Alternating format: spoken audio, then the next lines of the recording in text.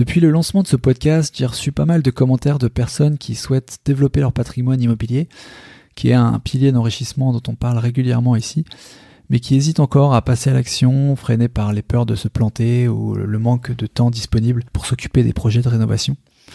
Si tu te reconnais dans cette description, je serais ravi de te recommander une société d'investissement locatif clé en main qui s'appelle revenulocatif.com, que j'ai le plaisir de compter comme sponsor de ce podcast.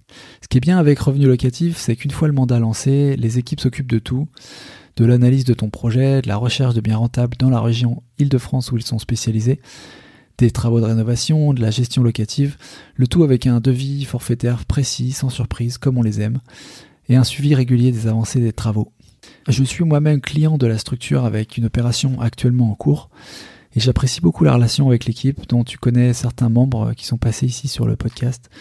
Bref, si ça t'intéresse, je te les recommande vivement et je t'invite à te rendre sur le site revenu avec un S, locatif avec un S.com/action et de remplir le formulaire. N'hésite pas à mentionner que tu viens de ma part, tu seras bien reçu.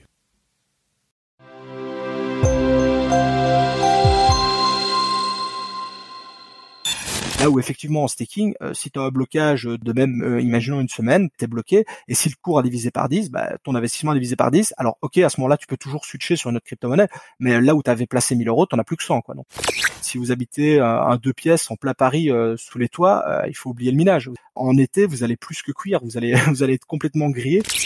Et c'est d'ailleurs pour ça que ça rapporte entre guillemets autant d'argent. C'est parce que le risque derrière est très important, mais en contrepartie, quand ça paye extrêmement bien.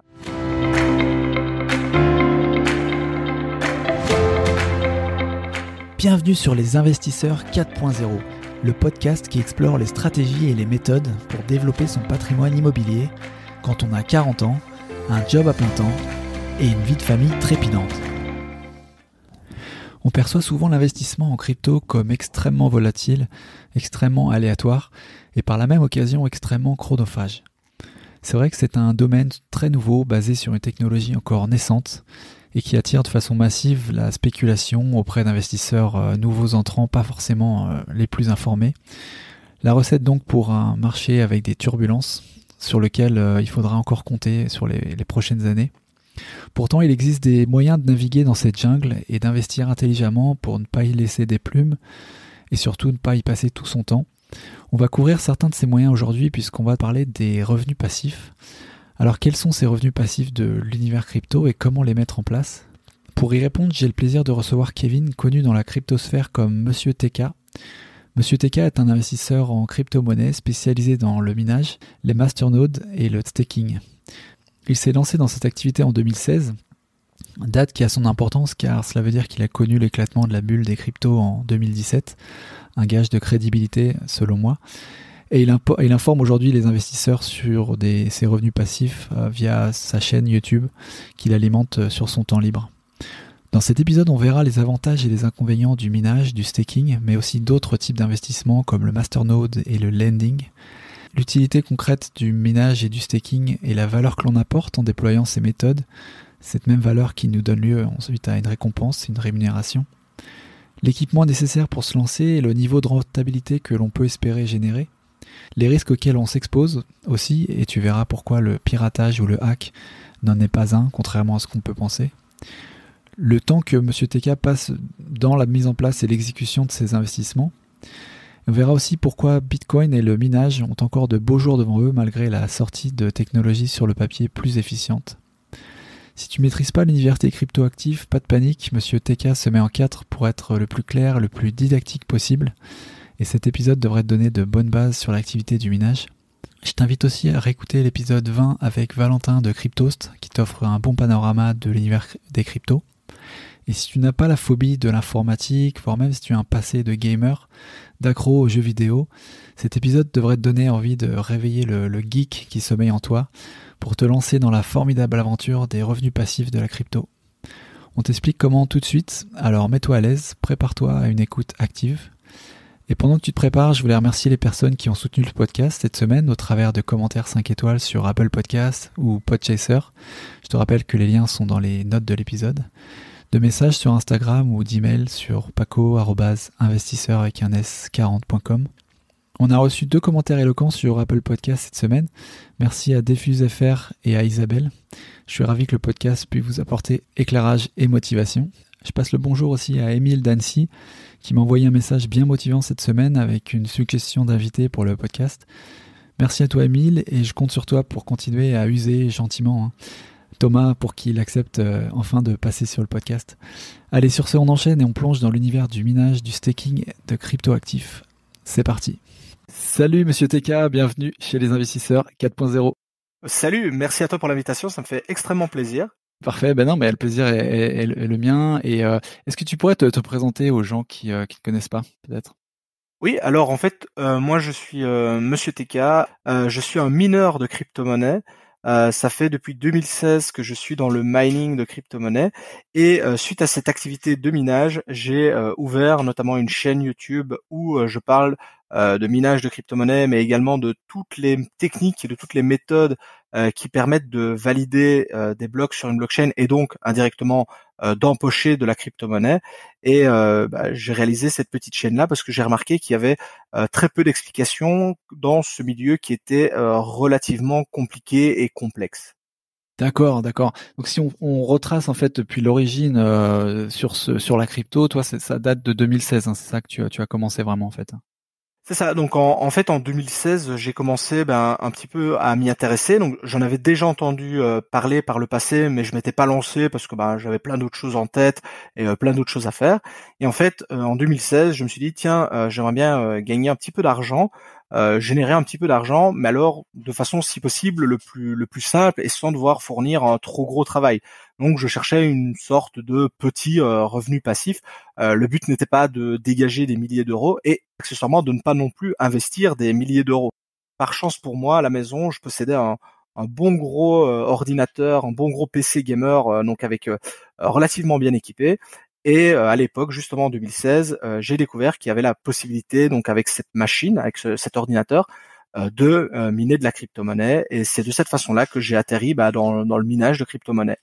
D'accord. Donc toi, tu as plutôt un background de gamer en fait. C'est comme ça que tu en es venu en fait à la crypto. Oui, en fait, ouais, en gros, donc moi j'ai un gros côté gamer, mais également je m'y connais pas mal en informatique. Alors j'ai pas du tout fait des études dans l'informatique, je veux dire je suis un peu autodidacte et de ça, mais j'ai toujours baigné dans l'univers informatique, les ordinateurs, les composants électroniques. Donc j'ai toujours monté moi-même mes ordinateurs, mes propres machines. Donc je suis j'ai pas fait d'études là-dedans, mais voilà, comme c'est un sujet qui me passionne, j'ai appris beaucoup de choses. Et donc effectivement, pour le début dans le minage de crypto-monnaie, j'avais ce petit avantage d'être plutôt à l'aise avec l'outil informatique. Pour rappel, du coup, en termes d'études et peut-être d'emploi, je sais pas si tu travailles aujourd'hui dans la crypto ou si tu as un travail par ailleurs en fait. Non, j'ai toujours un travail sur le côté.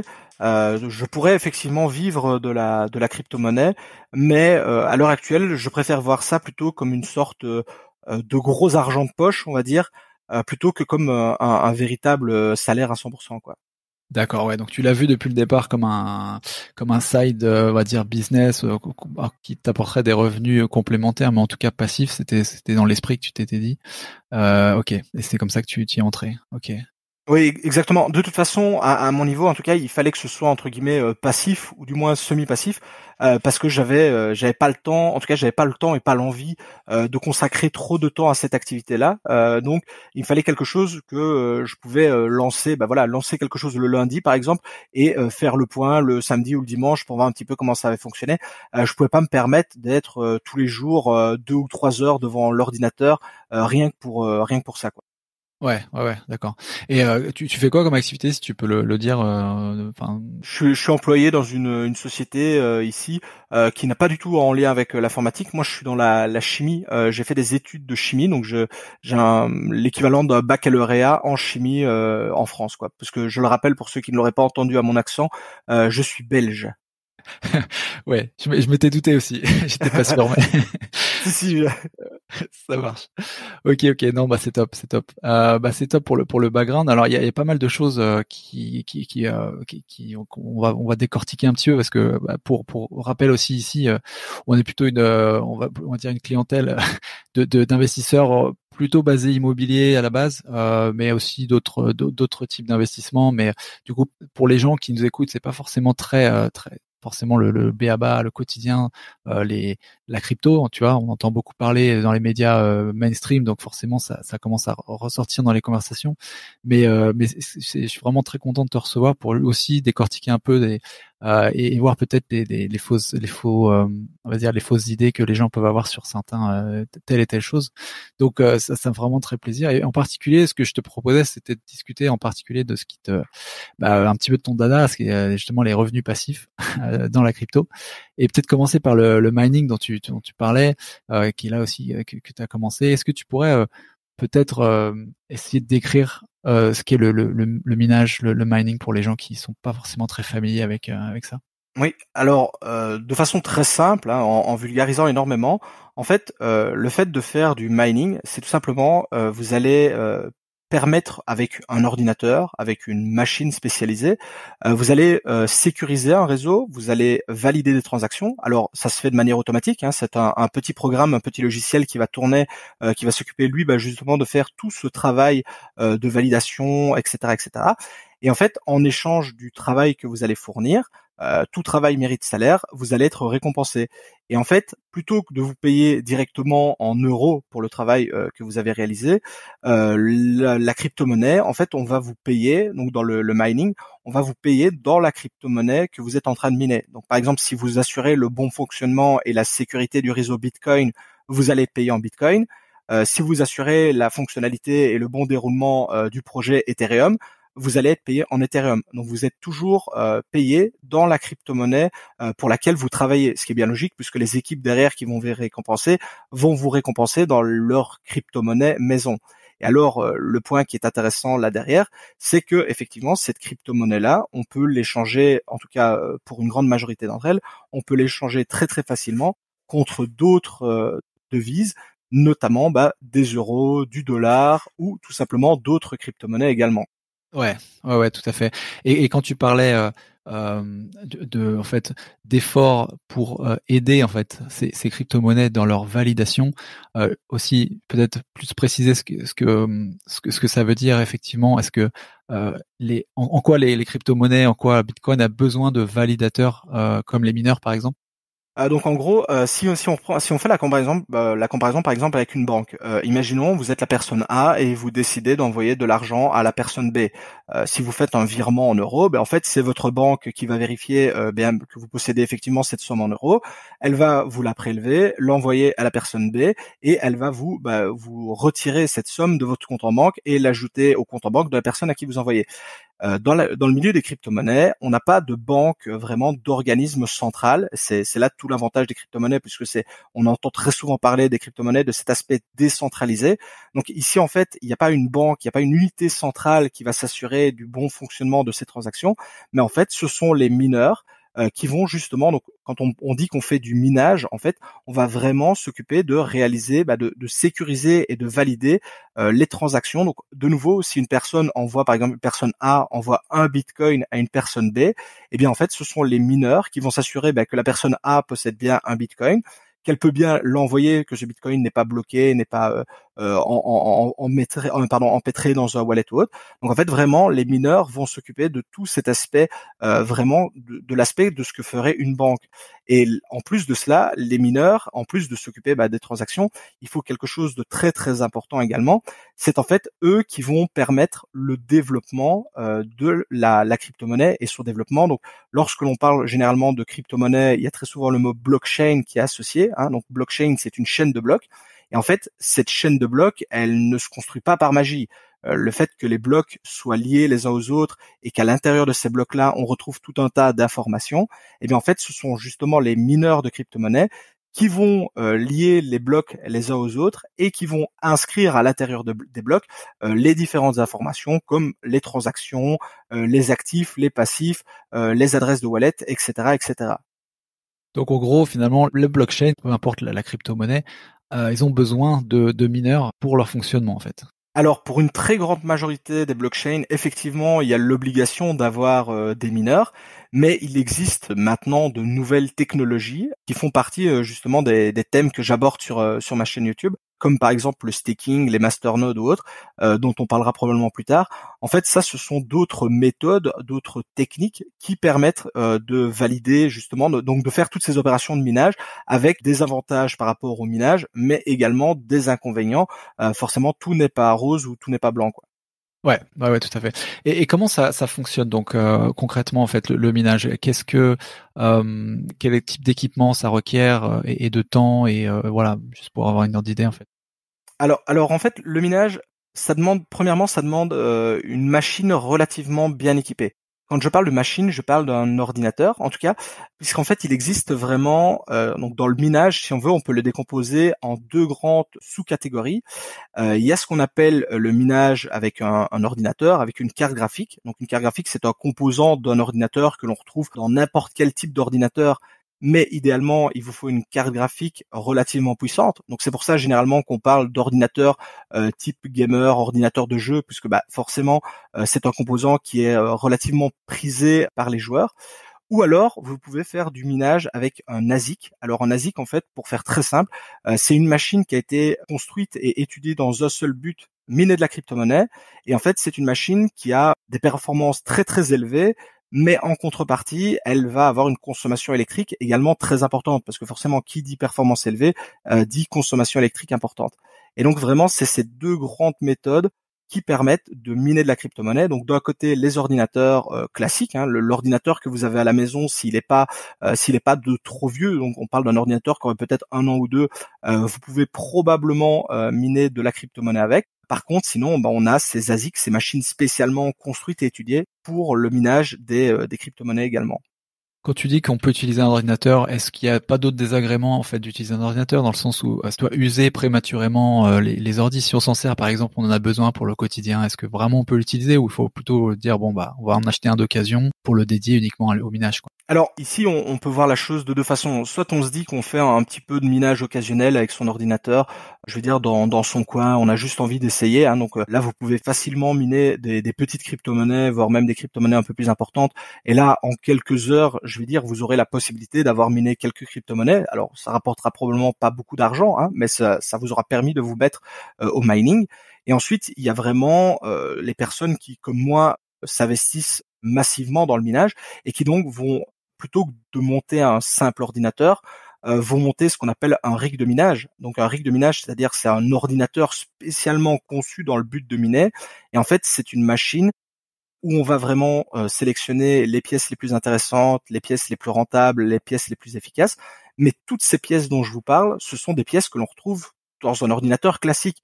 C'est ça l'avantage de ce type de minage, c'est que vous pouvez aller chez l'informaticien du coin et récupérer les différentes pièces, les différents composants pour monter votre propre machine. Donc pour moi, il faut vraiment voir ça de deux façons. Soit on a envie de le faire vraiment juste pour essayer, pour tester, parce que de toute façon, malgré tout, ça reste une expérience vraiment très sympa.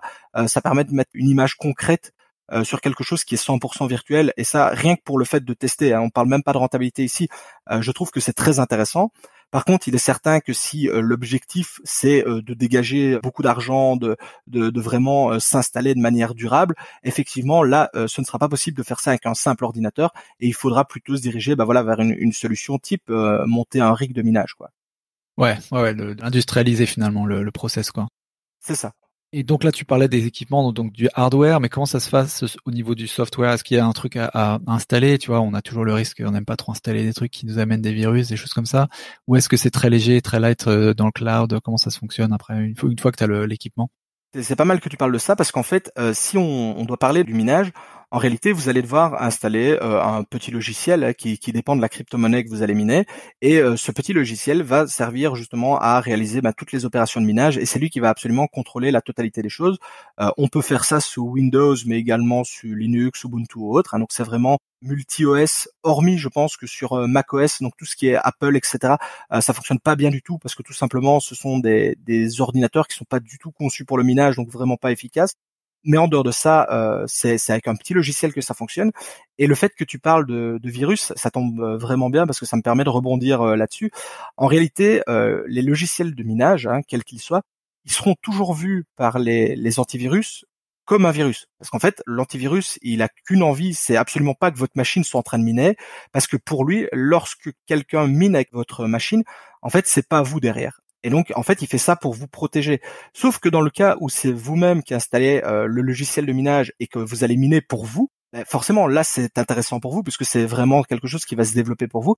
Et en fait, l'antivirus, il va pas voir le logiciel à ce moment-là comme quelque chose de sain. Et donc, par défaut, dès que vous installez un logiciel de minage sur une machine, votre antivirus va sonner et va vous dire attention, attention, il y a un logiciel de minage qui est en train d'être installé.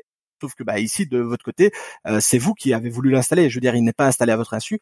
Et donc, généralement, quand on fait du minage, justement, on doit soit désactiver son antivirus, soit mettre le dossier dans lequel on va installer le logiciel de minage, il faut le mettre en quarantaine, enfin pas en quarantaine, pardon, en exception dans votre antivirus. Tout simplement pour que l'antivirus n'aille pas voir ce qui s'y passe, parce que si jamais il voit le logiciel de minage, il va automatiquement vous le supprimer, puisque lui, il va vouloir vous protéger en se disant, ouh là là, il y a des vilains hackers qui sont en train de miner à votre insu, sauf que là, c'est vous qui l'avez installé, quoi.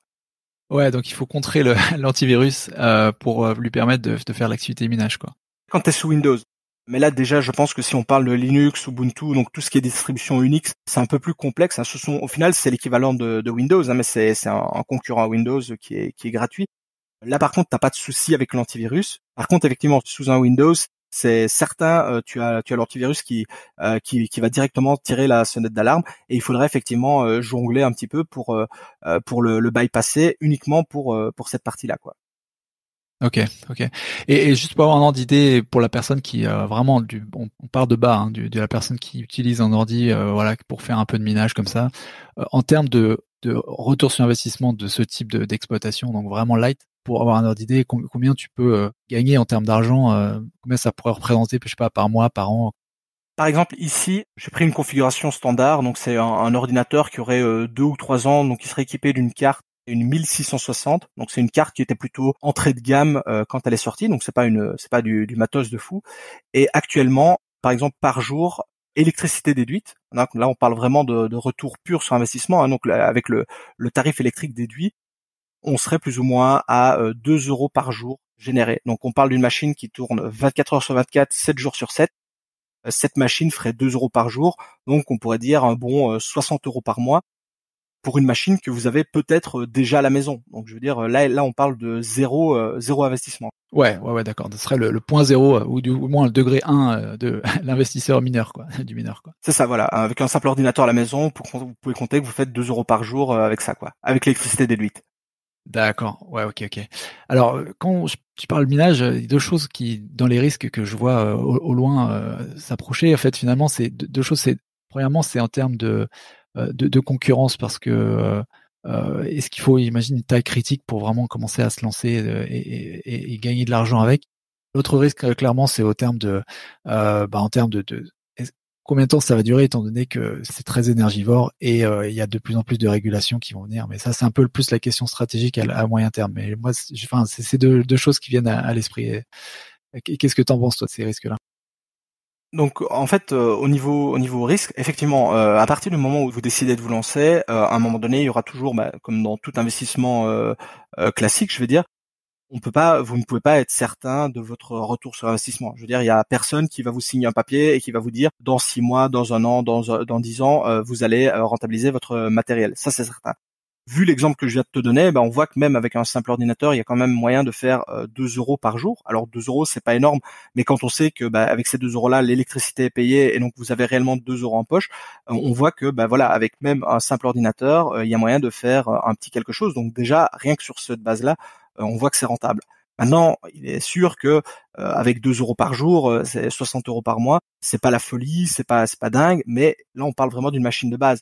Généralement, les mineurs qui commencent à investir dans des petites machines, des petites installations, on est déjà plutôt sur des 20, 30, 40 € par jour, ce qui rapporte très rapidement sur un mois. Je veux dire, si on est à 30 € et qu'on considère qu'il y a 30 jours dans un mois, ça fait déjà 900 € par mois pour une machine qui aura coûté probablement entre 4 et 6 000 € en fonction de la machine qu'on va acheter.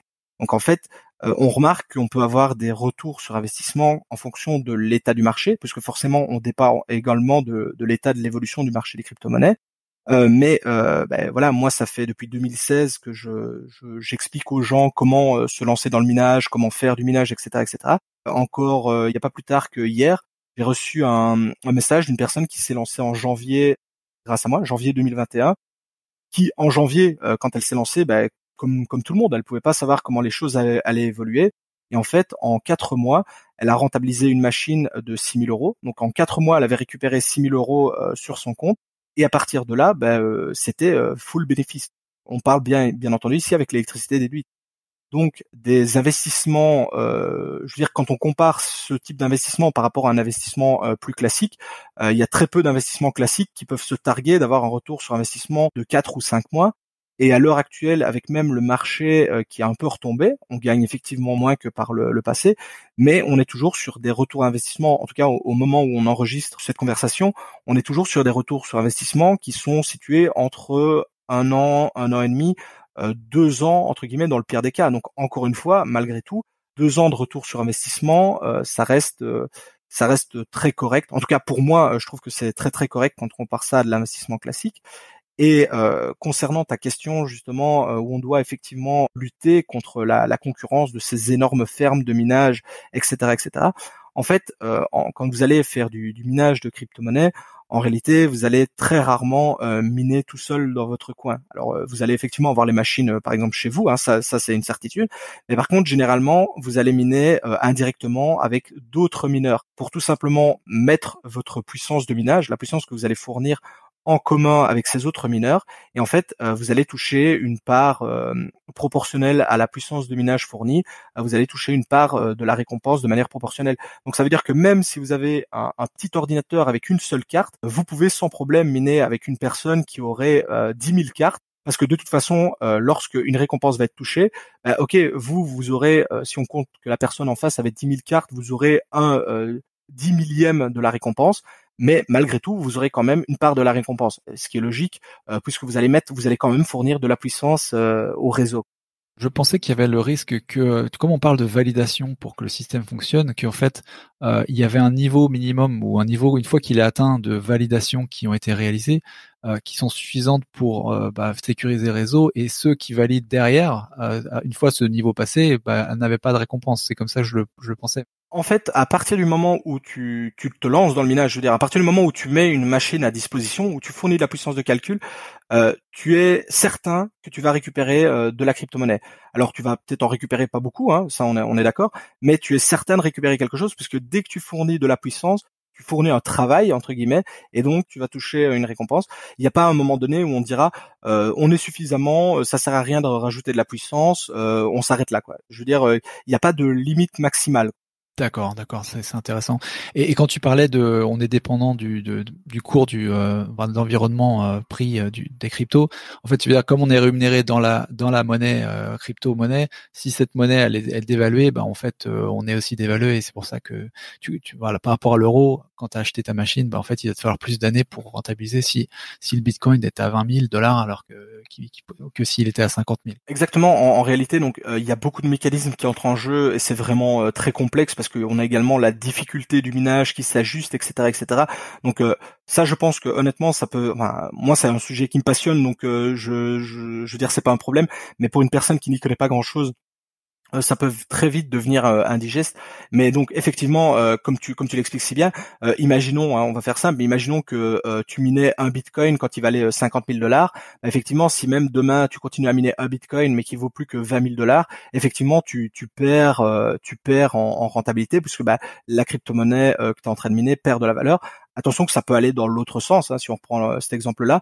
Si tu minais un Bitcoin quand il valait 50 000 dollars et que demain tu mines ce même Bitcoin mais qu'il en vaut 100 000, effectivement là tu as augmenté ton capital.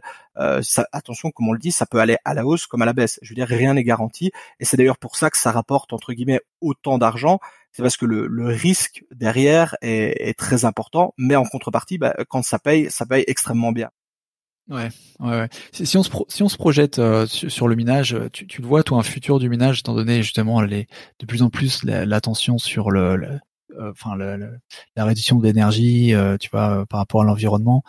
Est-ce que tu penses que ça va continuer toujours comme ça, ou est-ce que on a quand même l'impression qu'il va y avoir une fin, non, quand même? Ben moi je suis, enfin forcément, je vais un peu prêcher pour ma paroisse, et donc c'est vrai que c'est un peu délicat, mais jusqu'à présent en tout cas, si on prend le minage, c'est une technique, un fonctionnement, un principe de fonctionnement qui jusqu'à l'heure, donc depuis 2009, hein, depuis le lancement de Bitcoin, n'a jamais été hacké, n'a jamais subi le moindre problème, n'a jamais été retardé.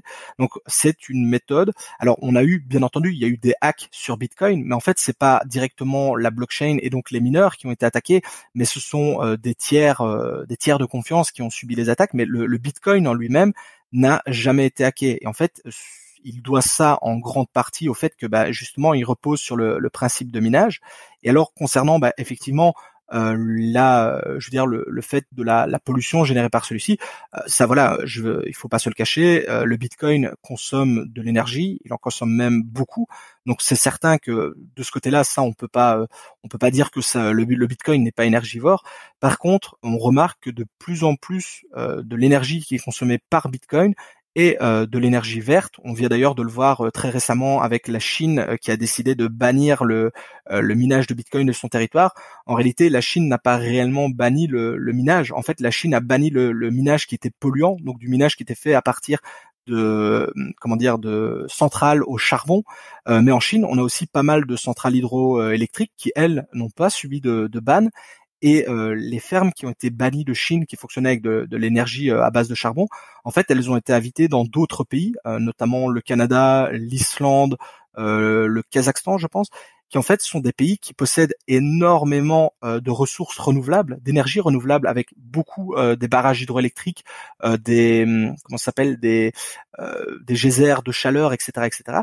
Et en fait, on remarque que les énergies qui sont utilisées et consommées par Bitcoin sont de plus en plus vertes quand on les compare notamment par exemple à des data centers, hein, comme par exemple les data centers de Google, de Netflix, de Visa. On se rend compte que le Bitcoin est en train entre guillemets de se verdir d'une certaine façon, ce qui reste pour moi très positif dans son développement. D'accord, d'accord. Mais est-ce que peut-être je me trompe, mais est-ce que tu crois pas que justement le sujet dont on va parler là tout de suite, justement le staking, qui est le deuxième sujet que je voulais explorer avec toi, qu'il est né justement de l'insustainabilité, je sais pas comment le dire en français, tu vois, du fait que le mining n'est pas environnementalement parlant vertueux, ou du moins il peut l'être un peu plus si on utilise des énergies vertes, mais ça reste quand même consommateur d'énergie. Est-ce que le staking n'est pas né justement de cette volonté de faire tourner les validations, de faire que l'écosystème fonctionne, mais sans utiliser de manière autant d'énergie que le minage? Oui, alors en deux mots, parce que j'imagine que quand on dit le mot staking, il y a des personnes qui ne savent pas ce que c'est. Donc, en très gros résumé, si je vais expliquer ce que c'est, en fait, le staking, c'est tout simplement, vous pouvez voir ça comme une sorte de minage, mais de façon virtuelle. Donc, plutôt que d'avoir des ordinateurs et des grosses machines qui vont tourner et donc consommer de l'énergie, on fait une sorte de validation de ces fameux blocs et de ces fameuses transactions à l'aide d'un ordinateur entre guillemets virtuel. Et en fait, c'est cet ordinateur virtuel qui va faire les validations, etc. Et donc cet ordinateur, il a l'avantage de consommer très très très très peu d'énergie. Quand on le compare effectivement au minage traditionnel, c'est absolument, c'est d'ailleurs c'est pas comparable tellement c'est faible. Mais par contre, le staking, c'est une technologie qui est relativement nouvelle, hein. Je veux dire, ça a peut-être 5 ou 6 ans quand on voit que le Bitcoin en a 12, hein, donc le minage en a 12 puisque le minage est né avec le Bitcoin. L'avantage du staking, c'est effectivement qu'il est très peu, il consomme très peu de ressources, mais par contre, il a également des inconvénients, et notamment un inconvénient, c'est que jusqu'à aujourd'hui, on n'a encore eu aucune crypto-monnaie qui l'utilise, qui a autant de transactions, un débit aussi important de transactions que Bitcoin. Donc sur le papier, le staking c'est bien, c'est très efficace, ça fonctionne très bien.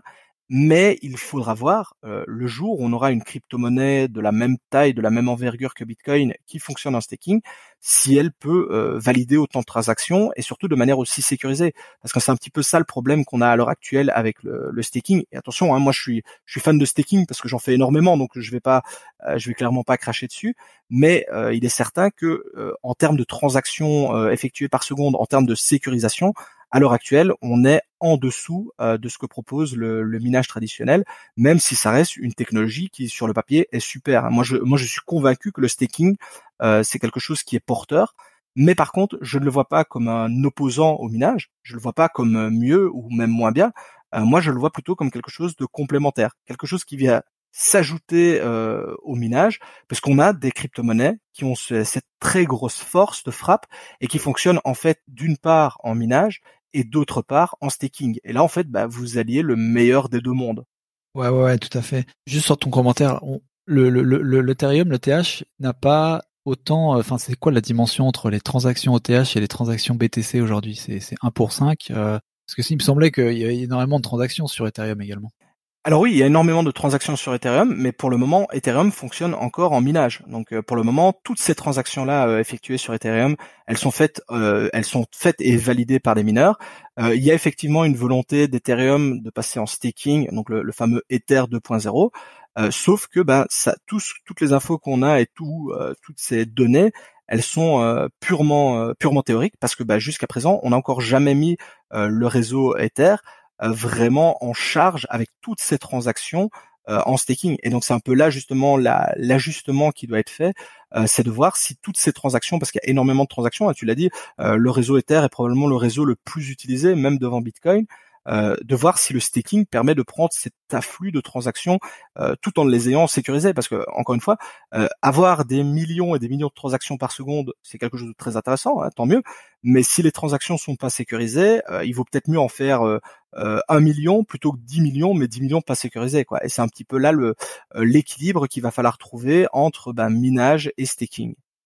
Mais pour toi, l'existence du minage, elle est surtout due au fait que le Bitcoin ne pourra pas être staké, quoi. Et que du coup, comme le Bitcoin va toujours exister, enfin du moins c'est la théorie, que le minage sera toujours en cohabitation avec le staking, il sera pas remplacé, quoi. Je ne le pense pas. Maintenant, je peux totalement me tromper, hein. Je pense que c'est quelque chose qui fonctionne très bien. La vraie question qu'il faut se poser, en tout cas à l'heure actuelle, c'est voilà, comme je l'ai dit juste avant, le minage, ça fait 12 années qu'il existe, 12 années qu'il n'y a pas eu de problème sur lui-même, hein. Après, il y a effectivement cet impact au niveau des pollutions, etc., etc. Le minage, comme on l'a vu, ça reste intéressant, ça reste rentable, donc il y a de l'argent à faire. Je veux dire, en tout cas pour le moment avec le minage, toutes les personnes entre guillemets, enfin comment dire, tous les éléments sont favorables à ce que le minage continue, puisque d'un côté, les équipes qui créent les crypto-monnaies, qui créent ces coins, ces tokens à l'aide de minage, ça fonctionne très bien pour eux parce que leurs blockchains sont sécurisées, les transactions sont validées. De l'autre côté, les personnes qui minent, elles touchent de l'argent, c'est rentable, donc elles en gagnent. Donc au final, pourquoi vouloir absolument changer un mécanisme qui fonctionne déjà très bien? Alors par contre, sur des blockchains qui ont été développées vraiment pures à 100% pour du staking, là on comprend que eux effectivement ils ont fait directement un autre pari, ils sont partis directement sur cette option-là. Mais dans le cas par exemple de Bitcoin qui fonctionne très bien en minage, on voit pas pourquoi celui-ci devrait migrer vers du staking, sachant que c'est la volonté de personne de le faire passer en staking, quoi. Ouais, tout à fait. Et sur le staking, quels sont, comment ça fonctionne aussi? Quel équipement, du coup, ça requiert? Quel type de démarche il faut faire pour se lancer? Alors encore une fois, le staking, en fait, il y a plusieurs, comme pour le minage, il y a plusieurs types de staking différents. Il y a le staking, ce qu'on appelle le delegate staking, donc le DPoS pour ceux qui connaissent un petit peu. On a également les masternodes. Donc en gros, pour essayer de simplifier une fois encore, en fait, pour faire du staking, généralement, il faut que vous déteniez des coins d'une crypto-monnaie qui permet de faire du staking. Donc voilà, on a dit l'exemple. Bitcoin fonctionne pas en staking, donc il n'y a pas moyen de faire du staking sur Bitcoin. Par contre, si on prend une crypto-monnaie comme ADA, ADA c'est Cardano, hein, la crypto-monnaie, c'est une crypto-monnaie qui fonctionne uniquement en staking. Hein, là, il n'y a pas de minage ou autre. Et en fait, ici, le simple fait de posséder donc du ADA sur votre portefeuille va vous permettre de participer au réseau en mettant d'une certaine façon vos coins, enfin les coins que vous avez achetés à contribution. Donc en fait ces coins vous allez les bloquer d'une certaine façon dans votre portefeuille et en fait en bloquant ces coins vous montrez au réseau que vous souhaitez devenir un validateur et de participer à son développement. Et en fait c'est vos coins qui vont participer à ce réseau et vous allez être récompensé en fonction des coins que vous allez mettre à disposition. Forcément, plus vous avez de coins bloqués, plus vous allez valider des transactions et donc indirectement gagner de nouveaux coins, de nouveaux tokens, quoi. D'accord. Ça, c'est un petit peu pour le mode d'emploi, mais pourquoi est-ce que mettre des jetons les staker du coup, les bloquer pour valider. Enfin, en quoi ça sécurise le réseau du coin de faire ça? Enfin, c'est peut-être un peu dans le détail, mais. Bah, en gros, si encore une fois, si on veut pas trop rentrer dans les détails, en fait, à partir du moment où vous décidez de bloquer une certaine quantité de coins, indirectement, vous montrez à l'équipe derrière que vous avez la volonté de participer, en tout cas de ne pas nuire au projet, puisque tout simplement, vous pourriez très simplement acheter des coins, les revendre derrière, et en fait, à ce moment-là, bah, ça montre tout simplement que vous aviez juste envie d'acheter et de revendre.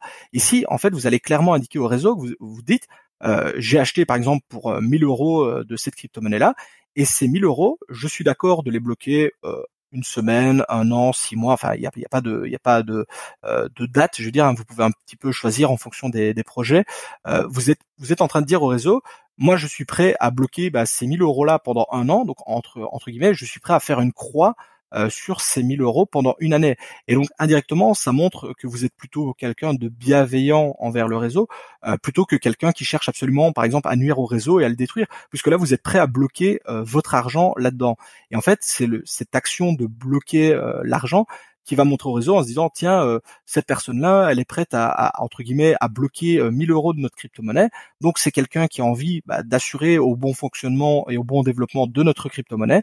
Donc, en échange, ces coins vont servir à valider les transactions. Alors derrière, la mécanique derrière de validation, c'est quelque chose qui est un petit peu complexe, mais un petit peu comme le minage, où on va avoir un logiciel qui va s'occuper de toute cette partie-là, justement, en faisant jouer, entre guillemets, en faisant travailler vos coins.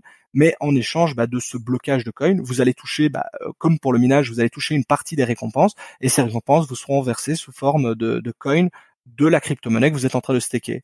Ouais, c'est là où je voulais en venir parce que tu vois, je fais un peu le parallèle, par exemple, avec des dépôts dans les banques où on sait très bien que, en fait, les banques ont pas tous les dépôts que les clients ont mis dedans puisqu'ils les utilisent pour leurs investissements et avec le retour sur ces investissements, ils rémunèrent les épargnants.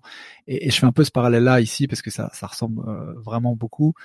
En gros, quand on stake des coins et qu'on les bloque, ils sont utilisés pour valider des opérations, donc ils sont quand même rémunérateurs et ce sont des actifs qui rapportent pour le projet et qui ensuite, avec ces récompenses, une partie vient pour toi qui les a bloqués, mais il y a quand même quelque chose qui est fait, qui est créé, il y a de la valeur qui est créée avec ces coins. Tout à fait, tout à fait. Et en plus, comme tu l'as dit, donc ça permet donc encore une fois de valider les transactions, mais ça permet également d'ajouter les fameux blocs dont on parlait, hein, associer les blocs pour construire la blockchain. Il y a également en fonction des projets, parce que chaque projet a un petit peu ses spécificités. Hein. Donc il y a des projets par exemple où le fait de mettre vos coins à disposition, on va faire passer à travers vos coins des coins d'une autre personne avec une autre personne avec une autre personne. Et en fait, ça fait un mélange de plein de coins différents. Et en fait, ça permet, donc vous conservez bien entendu vos coins, mais en fait, tous vos coins vont être mélangés avec d'autres personnes et ça va permettre d'une certaine façon d'anonymiser un coin parce qu'on pourra plus savoir si vraiment ce coin-là vous appartient à vous ou à une personne X, une personne Y. Donc en fait, vraiment en fonction des projets, le fait de mettre ces coins à disposition, ça va apporter tout un tas d'avantages qui peuvent être donner un côté anonyme, permettre de faire une transaction instantanée, tout un tas de choses dans ce style-là. D'accord, ok. Donc on bloque, on achète les coins, on les bloque dans les projets pour une durée en fonction de leur programme de staking. On récupère des rewards, donc des récompenses au bout d'un certain moment. On peut pas les vendre, j'imagine, quand on les bloque, par définition. Oui, c'est justement ça, c'est pour montrer ta confiance dans le projet. Donc à partir du moment où tu as décidé de les bloquer, alors tu peux bien entendu les récupérer. Maintenant, tu as un mécanisme de déblocage qui, encore une fois, en fonction des projets, il y a certains projets, ils vont être bloqués 5 minutes, d'autres c'est 1 heure, et pour certains projets, ça peut même aller jusqu'à une semaine, un mois. Donc effectivement, imaginons que tu décides de bloquer ces 1000 euros de crypto-monnaie dans le projet. 2 jours plus tard, le projet, je sais pas, il explose parce que on découvre qu'il propose quelque chose de révolutionnaire. En réalité, ces coins que tu avais bloqués, ça représente plus 1000 euros, mais on va dire, imaginons 10 000 euros. Et tu dis tiens, j'ai envie de récupérer mes 10 000 euros. Non, pas de chance. Il faut un mois de temps de déblocage. Voilà, d'une certaine façon, ça t'oblige à conserver tes coins et donc à montrer justement encore une fois ton implication dans le projet. Et encore une fois, ce que j'indique ici, c'est valable à la hausse comme à la baisse, bien entendu. Ouais, tout à fait. Non, moi j'ai stacké sur des projets.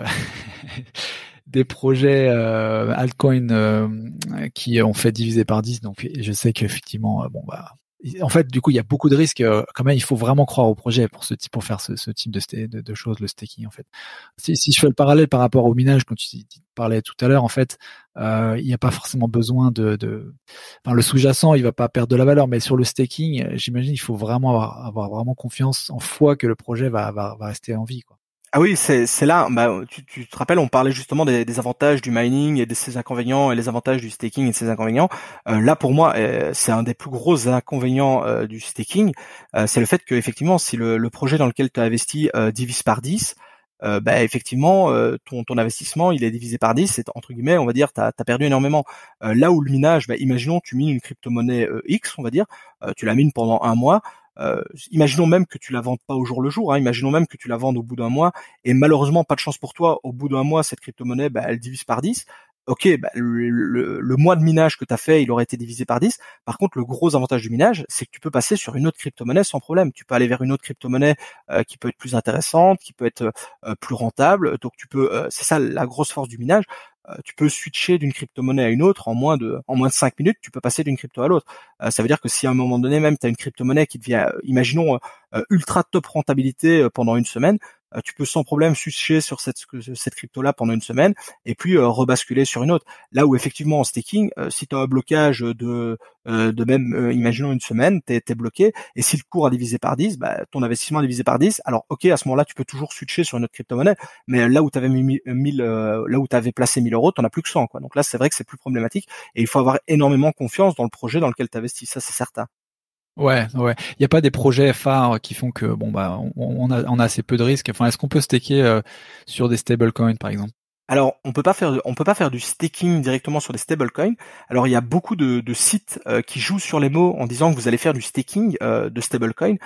En réalité, ce que vous faites derrière, ça s'appelle du lending. Alors, c'est un domaine aussi que je maîtrise très bien puisque j'en fais j'en fais énormément. Donc, tout ce dont on parle ici, j'en fais énormément puisque c'est toutes des techniques qui permettent de générer justement un revenu passif en crypto-monnaie.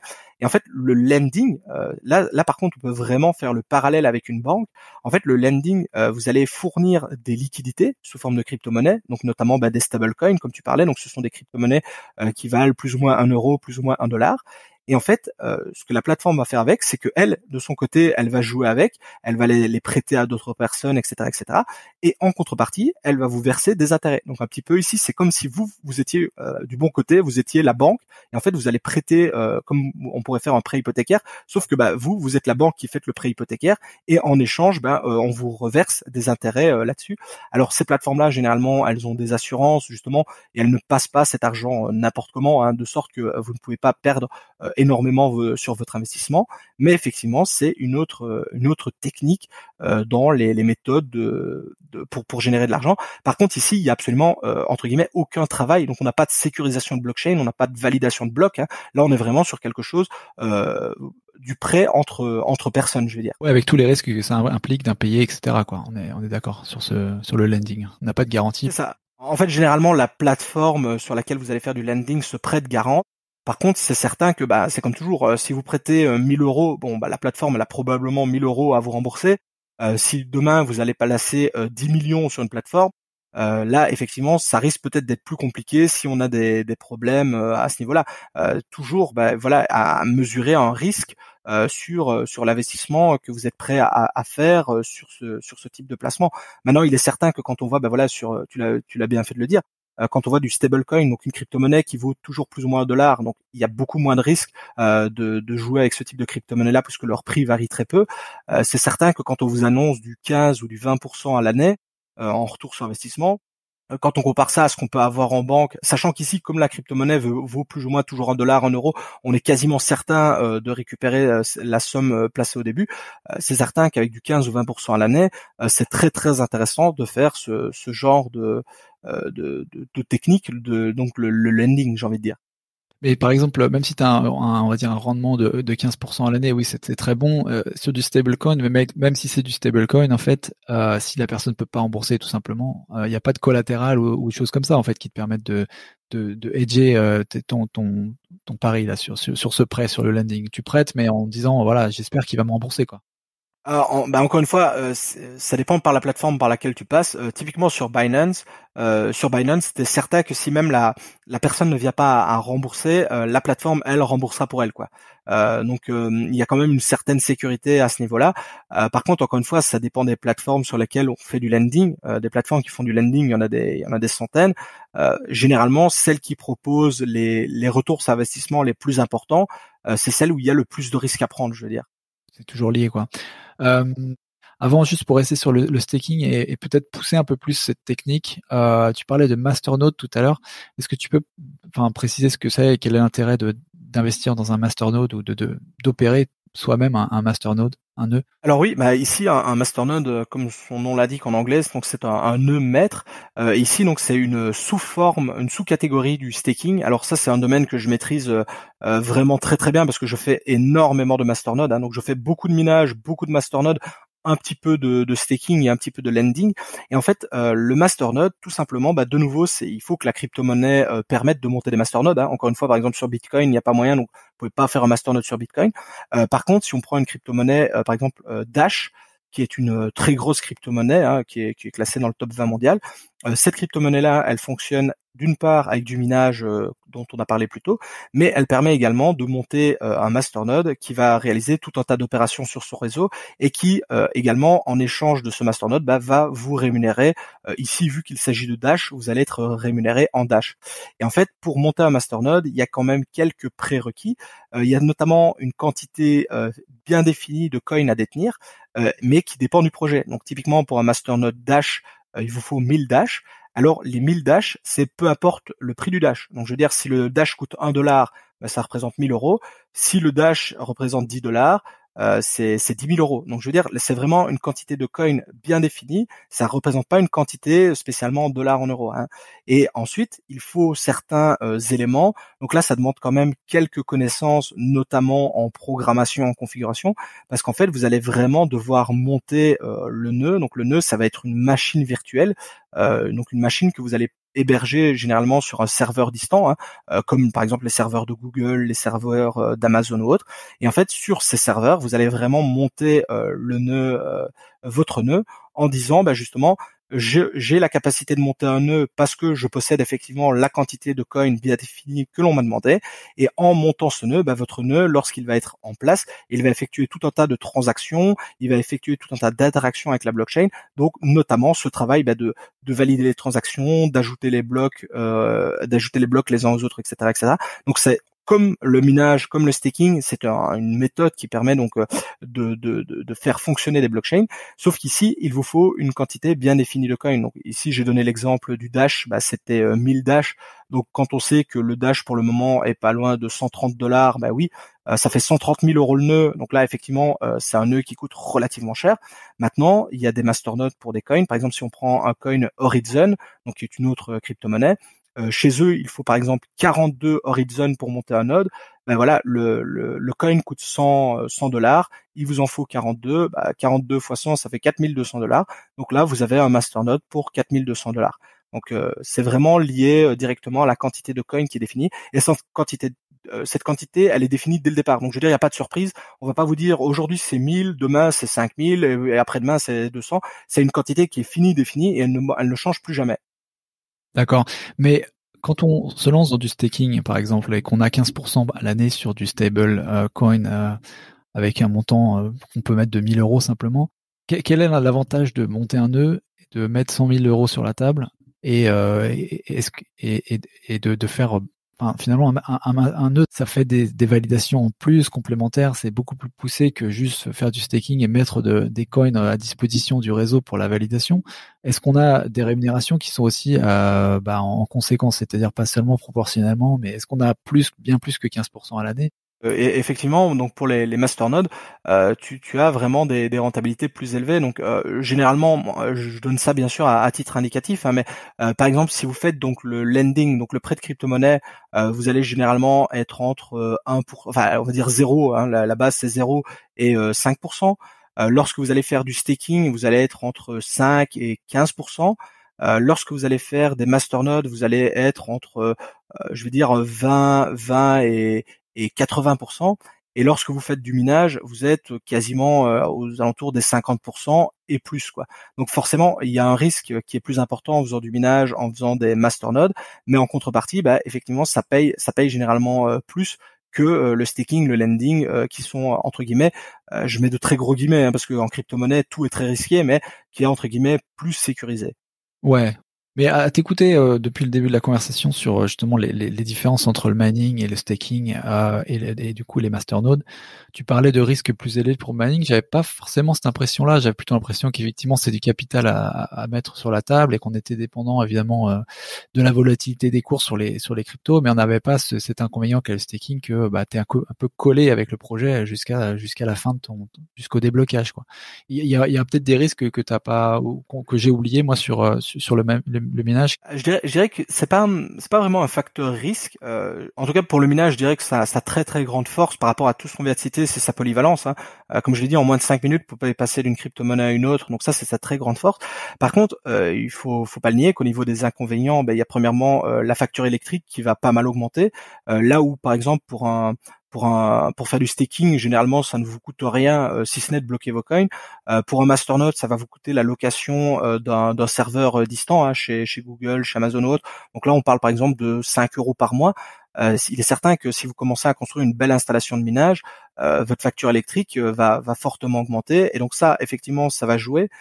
Je dirais que c'est pas un risque, c'est un inconvénient du minage. Donc c'est premièrement la facture électrique qu'il va falloir assumer derrière. Donc c'est vrai que si vous payez, j'en sais rien, mais vous payez 50 euros par mois avant le minage, je veux dire, et que demain votre facture électrique est à 300 euros par mois. Même si le minage est rentable, il va falloir quand même la payer cette facture d'une façon ou d'une autre. Donc il faudra peut-être que si vous venez de commencer à vous lancer, il faudra peut-être le premier mois avancer l'argent ou autre. Un autre inconvénient du minage, c'est que ça fait du bruit et de la chaleur. Alors si vous avez une grande maison, un garage, des caves ou autre, là vous pouvez y aller les yeux fermés, il y aura pas de problème. Par contre, si vous habitez un 2 pièces en plein Paris sous les toits, il faut oublier le minage. Vous allez en été, vous allez plus que cuire, vous allez vous allez être complètement grillé parce que encore une fois, c'est proportionnel. Et si vous n'avez qu'un ordinateur, ça va pas chauffer plus que votre ordinateur. Mais à partir du moment où vous commencez à avoir une petite installation, ça chauffe pas mal, ça fait un petit peu de bruit. Donc c'est pas possible, par exemple, vous pouvez pas imaginer de mettre votre machine minage dans votre chambre ou encore à côté de votre télévision, hein, vous allez l'entendre. Donc c'est pas des risques, mais ce sont des inconvénients que effectivement du staking, vous allez sur votre portefeuille, vous dites que vous voulez faire du staking de la crypto-monnaie, vous cliquez sur OK, vous validez que vous partez pour un mois, et un mois plus tard, vous venez, vous regardez combien vous avez gagné. Effectivement, le minage, vous avez gagné plus d'argent, mais vous allez avoir tous ces petits inconvénients, mais en ayant l'énorme polyvalence apportée par le minage de pouvoir passer d'une crypto-monnaie à une autre sans trop de problèmes, quoi. D'accord, non, c'est clair. Non, parce que quand on faisait le benchmark des retours sur investissement moyens à l'année, on disait 50% sur le minage, mais on n'avait pas encore déduit les frais d'électricité. Donc finalement, on est moins que ça si on fait en net. En tout cas, si tu prends l'exemple, voilà, actuellement, au moment où on tourne cette vidéo, on est plutôt sur un retour sur investissement d'une bonne année. Donc vous allez compter une année avant de rentabiliser votre machine, et à partir de là, elle va commencer à produire vraiment des revenus, quoi. Je veux dire, elle ne se payera plus, mais elle fera que du bénéfice. Maintenant, on aurait fait la même interview il y a 2 ou 3 mois plus tôt. On était encore une fois sur des rentabilités en 4 à 5 mois. Il est certain que quand on dit voilà, vous investissez 4 000 euros et dans 4 mois vous avez de nouveau 4 000 euros qui rentrent, c'est vrai que ça laisse rêveur. Et bien entendu, plus vous mettez d'argent, plus vous en gagnez, quoi. Je veux dire, c'est toujours un peu proportionnel. Si vous investissez 100 000 euros dans le minage, ça va vous générer par mois des quantités astronomiques entre guillemets, niveau investissement. Par contre, à ce moment-là, vous pouvez oublier de faire ça dans une maison ou même un appartement. Avec un tel investissement, il vous faut une installation semi-professionnelle, je veux dire. Ouais, tout à fait. On parle un peu juste du temps qu'on doit y consacrer à ces techniques-là un petit peu. Combien tu passes de temps sur chacune de ces méthodes en fait? Alors comme je l'ai dit, moi mon but c'était justement de chercher un revenu passif, donc en tout cas le plus passif qu'il soit. Et donc en fait en soi ça me prend pas énormément de temps. Donc en fait vous allez passer un peu de temps au moment où vous allez devoir vraiment configurer, donc que ce soit en minage ou en masternode ou même en staking, vous allez perdre un petit peu de temps à configurer soit la machine de minage, soit le masternode, soit le staking ou autre. Donc ça va vous prendre un petit peu de temps. Ça, on parle peut-être de 1 heure, 2 heures, 3 heures en fonction de ça. Mais à partir du moment où la machine est lancée et où il n'y a pas de problème et où tout roule, je veux dire, vous levez le matin, vous checkez 5 minutes. Avant d'aller dormir, vous checkez 5 minutes et à la limite sur votre temps de midi, si vous voulez vraiment, vous checkez voir si tout fonctionne. Et si tout fonctionne, je veux dire, si il n'y a pas le moindre problème, ça ne demande pas plus de contrôle que ça. Je veux dire, les machines fonctionnent, que ce soit le minage, masternode ou autre. Les crypto-monnaies vont commencer à s'accumuler et vont être versées sur votre portefeuille. Donc vous allez voir votre portefeuille grandir petit à petit. Et en dehors de ça, ça va pas vous demander plus de temps que ça. Par contre, comme toujours, à partir du moment où vous allez avoir un problème, que ce soit de n'importe quelle méthode, vous allez peut-être perdre 1 heure, 2 heures à essayer de résoudre le problème. Alors des fois, c'est des bêtes problèmes qui en 5 ou 10 minutes vont être résolus. Mais des fois, voilà, si vous avez tout simplement sur un rig, vous avez une carte graphique qui plante, qui est détruite ou autre, ça va être un peu complexe. Il va falloir s'occuper de ça. Pareil pour le staking, si vous avez vraiment du mal à débloquer vos coins, parce que des fois ça demande de réaliser quelques opérations, si vous avez un peu de mal là-bas, vous pouvez vite perdre un peu de temps. Mais en dehors de ces opérations-là, moi je veux dire, voilà, je laisse tourner mes machines et entre guillemets chaque fin de mois je fais un peu le bilan de ce que mes différents placements, mes différents investissements m'ont rapporté, mais sans plus quoi. D'accord, donc c'est vraiment passif. Est-ce qu'il y a d'autres revenus passifs qu'on n'a peut-être pas mentionné dans l'univers crypto-monnaie qui serait intéressant? Alors oui, en fait, en réalité, il en existe des dizaines et des dizaines, et moi-même, je suis persuadé de pas tous les connaître tellement il y en a. Mais tu as abordé le point à un moment donné, donc tu as parlé justement du farming, et toutes ces techniques qui sont liées à la finance décentralisée, la DeFi. Voilà, typiquement, ça c'est un domaine que moi je ne connais pas, que je ne maîtrise pas. Donc voilà, je sais qu'on peut avoir de très très gros retours sur investissement, avec énormément de risques. Là, on parle de retours sur investissement qui peuvent aller à 500, 600%, mais avec un risque qui est ultra important. Moi, par exemple, voilà, c'est quelque chose qui ne m'a pas intéressé parce qu'effectivement, gagner beaucoup, ça m'intéresse, mais prendre beaucoup trop de risques, en tout cas à mon niveau, ça ne m'intéressait pas. Mais effectivement, ce sont des techniques qui permettent aussi de générer des revenus passifs. En parlant de staking, il y a toutes sortes de méthodes de staking différentes. Il y en a où vous-même vous allez partager vos coins. Il y a des fois où vous allez devoir partager vos coins avec d'autres personnes. Donc il y a plein d'étapes différentes.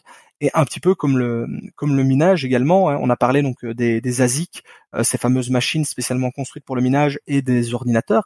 Mais en fait, même dans le minage par ordinateur, on a encore plein de sous-catégories où on peut miner avec sa carte graphique, on peut miner avec son disque dur, on peut miner avec son routeur Wi-Fi. Enfin, il y a plein de sous-catégories que même moi je ne connais pas toutes. Donc il y a vraiment énormément d'opportunités. Et en fait, il y en a un petit peu. C'est ça que j'aime bien de manière générale avec la crypto-monnaie. Il y en a un petit peu pour tous les goûts, quoi. Je veux dire, il y en a vraiment pour tout le monde, quoi. Ouais, non, c'est passionnant et c'est clair que c'est un univers qui bouge énormément, qui bouge très vite. Donc, d'au moins d'avoir ces bases-là sur ce qu'est les revenus passifs et des choses qu'on a un peu l'impression de pouvoir toucher du doigt. Je pense que c'est pour ça que tu t'y es mis par rapport à la DeFi qui est un peu très naissant et peut-être un peu, enfin, sûrement même plus risqué. Je pense que c'est pas mal d'avoir déjà ces notions-là et je suis content qu'on puisse avoir cette conversation ensemble aujourd'hui.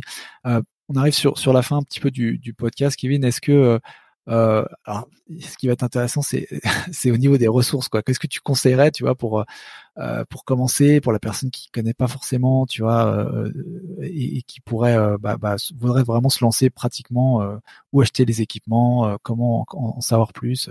La première chose que je dirais, c'est que de toute façon, avant de vous lancer, avant d'investir le moindre euro, de quelle que soit la technique qui vous intéresse, je vous conseille de vous renseigner, de bien analyser les choses, de bien comprendre comment ces choses fonctionnent. Alors, vous avez plein de ressources, notamment sur Internet, parce que malheureusement, c'est pas le genre d'information que vous allez trouver dans les livres, parce que voilà, la crypto-monnaie, c'est tout récent et il n'y a pas encore de livres dédiés à ce type d'investissement. Donc, vous retrouverez bien entendu des articles sur Internet, sans vouloir indirectement faire de la publicité pour ma chaîne YouTube, mais également sur ma chaîne YouTube, comme ce sont des sujets que je maîtrise pas mal et qui font maintenant partie de mon quotidien, vous retrouverez énormément sur ma chaîne Monsieur TK toutes des informations justement sur comment faire du minage, quels sont les matériels à avoir, les composants, etc. Pareil pour les masternodes, pareil pour le staking, où je partage mes avis, mes bons plans, où je donne les petites astuces, les petits conseils, justement. Tiens, vous avez envie d'investir dans les masternodes, regardez un peu ça et ça, parce que ça pourrait être risqué, ça pourrait être intéressant, etc., etc. Donc il y a tout un tas d'infos. Et à partir du moment où vous vous sentirez prêt à investir, ne pas hésiter à prendre son temps, à bien se renseigner, et accessoirement aussi, rien ne vous oblige à investir directement des milliers et des milliers d'euros. C'est ça qui est pas mal, que ce soit pour le minage, le staking, les masternodes ou autres. Il y a généralement des petits projets qui nécessitent pas beaucoup d'investissement. On parle peut-être de même moins de 500 euros. Et en fait, ça va vous permettre de vous faire la main, de découvrir l'univers et d'être à l'aise avec les différents composants, les différents éléments. Et à partir de là, rien ne vous empêche après de racheter du matériel ou de passer sur, si c'est du staking, de passer sur des plus gros projets avec des plus gros investissements. Mais moi, je vous conseille toujours de commencer petit, de vous faire la main, et une fois que vous êtes bien à l'aise avec les différentes techniques, si ça vous intéresse toujours, de passer à la version supérieure.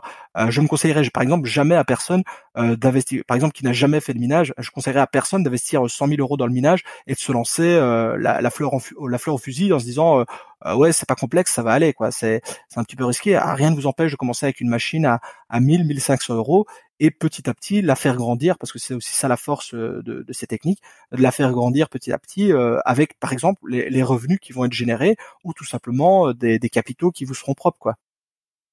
Mhm. Et il y a des peut-être des intermédiaires, notamment sur l'aspect technique. Tu vois, tu disais par exemple, tu as une carte graphique qui est grillée, tu la changes. Ça semble peut-être facile pour une personne qui est habituée avec l'informatique, etc. Mais pour la personne lambda, c'est juste, ça paraît dantesque. Est-ce qu'il y a des intermédiaires, ou tout simplement est-ce qu'on va voir l'informaticien du coin? Quelles sont les ressources éventuellement d'assistance qu'on pourrait qui existent aujourd'hui sur le marché? Alors c'est ça qui est vraiment pas mal, c'est que maintenant le marché s'est vraiment très très bien développé de ce côté-là, peu importe la méthode. Et en fait maintenant on retrouve très souvent des intermédiaires qui vont s'occuper d'une partie. Par exemple, pour un masternode, vous allez peut-être trouver un intermédiaire qui va s'occuper pour vous de l'aspect configuration et installation de votre masternode, et en échange vous allez payer une prestation. Et pareil pour le minage, vu que ce sont des composants qui font partie d'un ordinateur, vous pouvez aller sans problème voir l'informaticien du coin et lui dire, par exemple, j'ai un problème sur ma machine, est-ce que vous pouvez venir jeter un coup d'œil? Donc on a vraiment tout un écosystème qui s'est développé par rapport, par exemple, au moment où j'ai commencé, où il fallait absolument faire tout seul. Maintenant, il y a quasiment moyen de faire tout de manière automatisée. Alors forcément, ça a un prix, parce qu'à partir du moment où c'est quelqu'un d'autre qui fait le travail à votre place, il va falloir payer cette personne, ce qui est bien logique. Mais en contrepartie, vous évitez tous les tracas, tous les ennuis. Par exemple, si on reprend le cas des masternodes, vous avez des sociétés où vous allez les trouver. Vous dites j'ai par exemple, je sais pas moi, j'ai 1 000 euros à investir dans un masternode. Je vous file les 1 000 euros, et vous vous occupez absolument de tout, la configuration, l'installation et tout ce qui s'ensuit.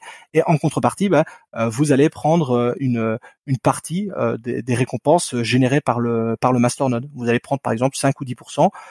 Forcément, eux vont s'occuper de toute cette partie mise en place, et en contrepartie, ils vont se rémunérer sur une partie de ce que votre masternode va produire, quoi. Et c'est pareil pour le staking et pareil pour le minage. Mhm.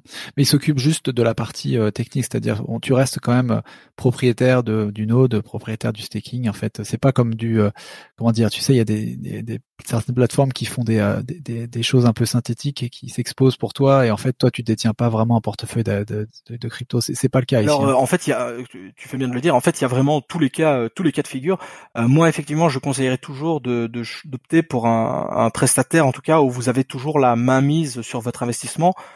Question de sécurité, bien entendu, mais tu fais bien de le dire, il y a effectivement des prestataires. Alors il y en a des très sérieux, il y en a qui ont une très très bonne réputation en France, et à qui honnêtement moi je confierais sans problème mes coins. Mais effectivement, tu fais bien de le dire, il y a aussi des plateformes qui sont nettement moins réglo. Et effectivement, à partir du moment où vous allez envoyer des fonds, envoyer des crypto-monnaies à ces plateformes, rien ne garantit que vous allez les récupérer. Donc effectivement, il y en a où il y a vraiment tout type de prestataires. Encore une fois, il y en a vraiment pour toutes les types de personnes. Si on reprend par exemple le minage, donc on parlait de faire du minage à son domicile, hein, c'est quelque chose, mais on a parlé des inconvénients, le bruit, la chaleur. Effectivement, lorsqu'il y a un problème avec la machine, il y a des services qui vous proposent d'héberger chez eux, donc dans leur ferme de minage. Généralement, ce sont des fermes de minage qui ont de la place entre eux, et elles vous proposent en vous disant, bah voilà, vous nous envoyez votre machine et nous on s'occupe de vous l'installer chez nous. Vous profitez de nos installations, donc généralement, ce sont des installations réfrigérées où l'air est filtré, donc on évite les poussières, les problèmes, etc., etc.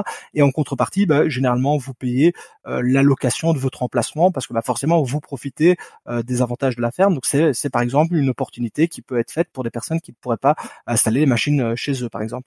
Ouais, donc ça confirme quand même que ça s'organise, mais le monde crypto reste encore le Wild Wild West. Ah oui, clairement, ça c'est certain. Il faut vraiment ouvrir l'œil et le bon. Et dans cet environnement, justement, quelles sont les ressources que toi, on va dire les références que tu gardes en tête, des sites peut-être, enfin, peu importe les médias, mais les choses sur lesquelles voilà, on peut se fier à ce type d'informations et pour avancer. Tu regardes quoi, toi? En tout cas, il y a en tout cas en France, par exemple, il y a deux très grosses sociétés qui sont très très réputées. On a Just Mining d'un côté et on a Phil Mining de l'autre, qui sont des sociétés qui proposent justement de l'hébergement de masternode, du minage du minage. Donc du minage, ça peut être du minage où ils achètent la machine pour vous, ils vous la configurent et ils vous l'envoient chez vous, ou au contraire vous vous envoyez votre machine de minage dans leur ferme de minage, etc., etc. On a également de tête, je connais Summit Mining qui a un peu un cas particulier. Ici en fait chez Summit Mining, vous allez investir dans une ferme de minage qui est déjà en fonction, et en fait c'est un petit peu comme si vous achetiez des actions d'une grande entreprise, hein, pour approcher à quelque chose de connu, et donc vous allez toucher un pourcentage de ce que la ferme va produire, et donc votre investissement sert au développement de la ferme, à la faire fonctionner, à acheter de nouvelles machines, etc., etc. On a Masternode sans frontières, qui porte très bien son nom, qui est un système qui permet justement de configurer et de lancer des masternodes pour vous.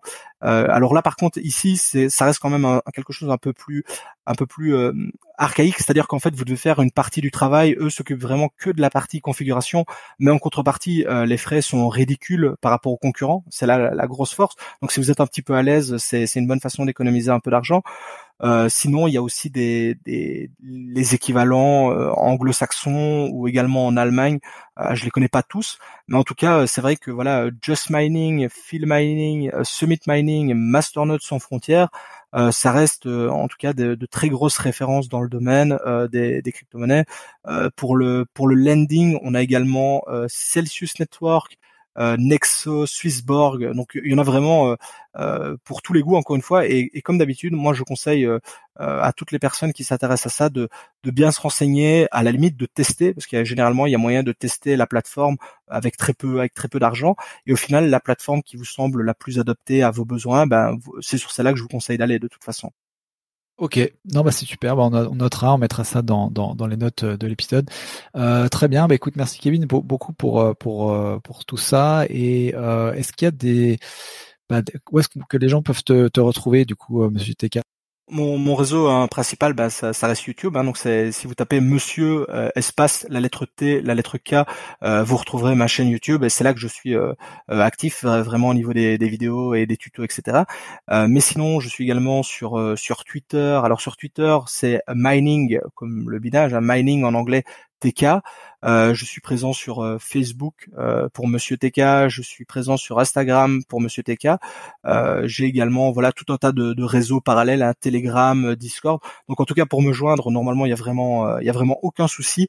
Sachant que YouTube et Twitter, vraiment ça c'est mes deux gros réseaux principaux. Si vous voulez avoir une réponse la plus rapide possible, c'est sur YouTube ou Twitter que vous m'aurez le plus rapidement. Super, Monsieur TK, merci beaucoup pour tout ça, pour toutes ces informations, et puis on se retrouve bientôt donc sur les réseaux alors. Super, un grand merci à toi, et j'espère avoir répondu à pas mal de questions de tes auditeurs, et encore un grand merci pour l'invitation. Merci à toi, à bientôt.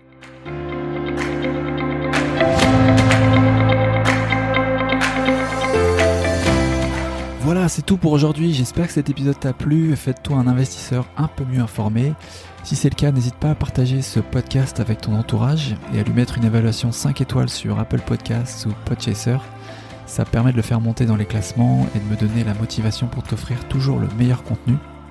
Voilà, merci beaucoup encore pour ton soutien et une très bonne fin de semaine à toi. Ciao!